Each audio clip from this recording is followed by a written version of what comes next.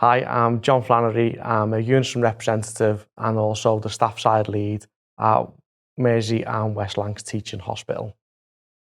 Hi, I'm Joanne Davidson. I'm Unison Women's Officer for East Lancs Health Trust.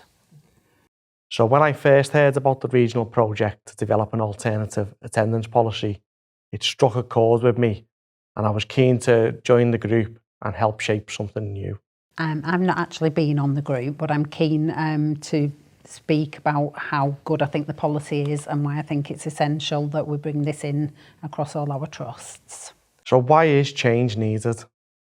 So for me, as a trade union representative, I often see the impact on individuals of following the old versions of policies, or using triggers and stages. We do have people who are genuinely ill, and when they're in fear of being staged and hitting a trigger, I don't think it helps their recovery and I don't think it helps them. I think often we take the person out of the process and it's quite easy to hide behind that policy and procedures with them triggers. And I think the focus on triggers as well, it takes the focus away from wellbeing and looking after colleagues who are poorly and maybe going through some really, really difficult times. And I think if managers are only focused on trigger levels and following a very rigid policy, it's not supporting that member of staff as they should be supported. I know from speaking to managers and staff throughout my time as a trade union representative, managers don't feel like they have a choice, that they are quite hamstrung in what they do. Whilst the member of staff often becomes fearful, particularly once they're on a journey of following a policy, they don't want to take any more time off in case they hit that next trigger. I think all of that feeds into a really unhealthy workplace culture. Definitely, and I think at the moment we certainly in our trust the main reason people are off is anxiety, stress, mental health related issues, and I think if you've got that, like you said, being fearful, people get to the point where they're almost scared to even ring the manager and say they've got another sick note, and they don't get the chance to maybe get the support they need. As a caring profession, it just seems fundamentally wrong that we don't apply the care element to our workforce. So we need to turn this on its head, hopefully through the development of this policy and the rollout across the North West region, to create that consistency where we focus on the individual. Very much so. Yeah, I totally agree. I think as a caring profession, sometimes you do wonder where that care element goes when it comes to our staff, and we need to focus on looking after people and supporting them a lot more than we do.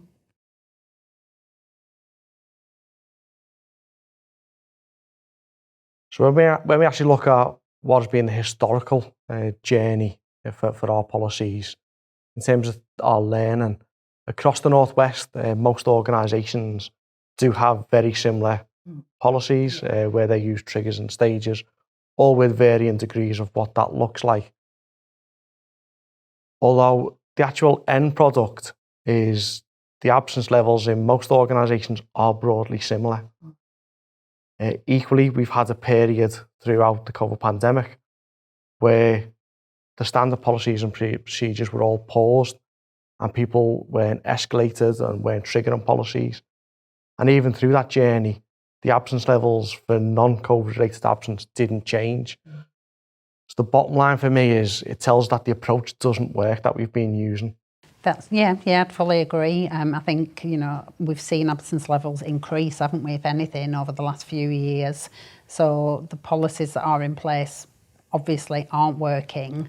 And I think this is where we need to look at a more holistic approach. So for me, the shift in approach is a really big step for all of us, whether that be managers, HR, staff side, and the members of staff themselves, because it means we need to let go of that comfort blanket of having a trigger system that we can also easily rely upon.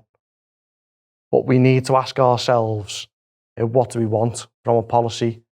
Is it something that we simply follow to make sure things are done right? Or do we want to break that mould and actually do the right things for our staff?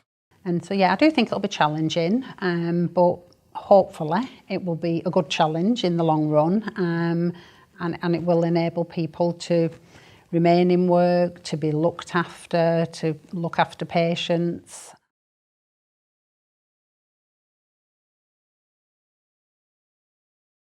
So this policy itself has been developed in partnership with managers, staff side, known as trade unions, and HR colleagues. We would strongly encourage everyone to undertake the training.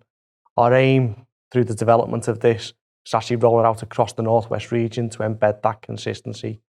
If anyone has any concerns, then you can come to see your trade union representatives, your HR department, or have a conversation with your manager. This should be a positive journey for all of us that hopefully we can change for the better. Yeah, and I think just to reiterate what you've said really, that it's really important that obviously all managers do undertake the training, because this policy will supersede any policies that you've currently got in your workplace.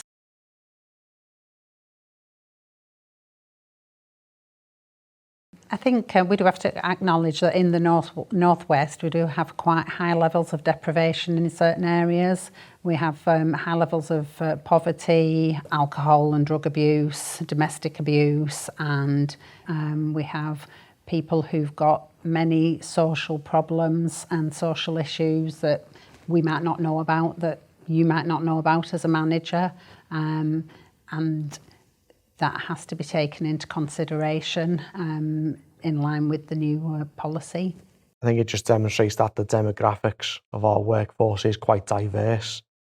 We need to understand the individual impact and health issues that people face.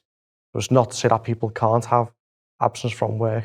So that's how we support individuals. And it is about offering that support and letting those members of staff know that they will be fully supported if they do speak to you about such issues and if that's causing them to be absent from work.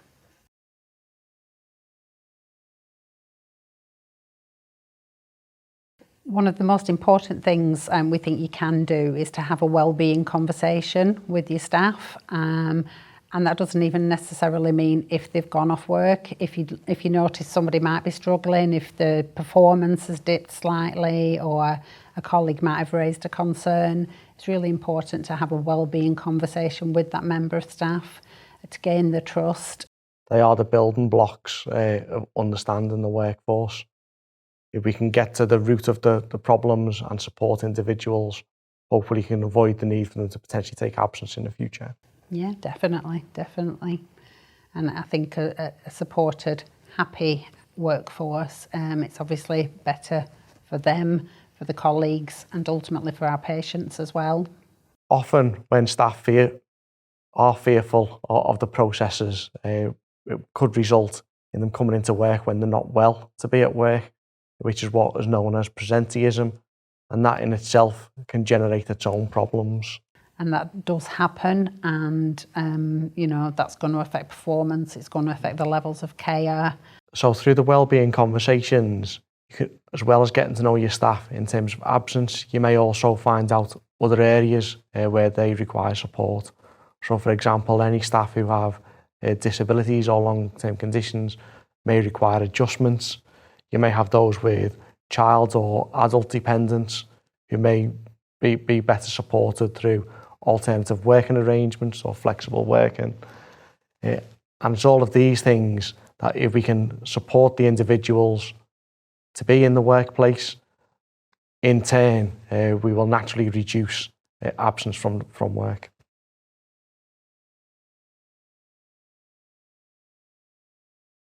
So thanks for joining this training programme, and I look forward to seeing the end products.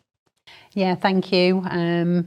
As we've said, we think it's going to be a really positive change, and hope everybody embraces it.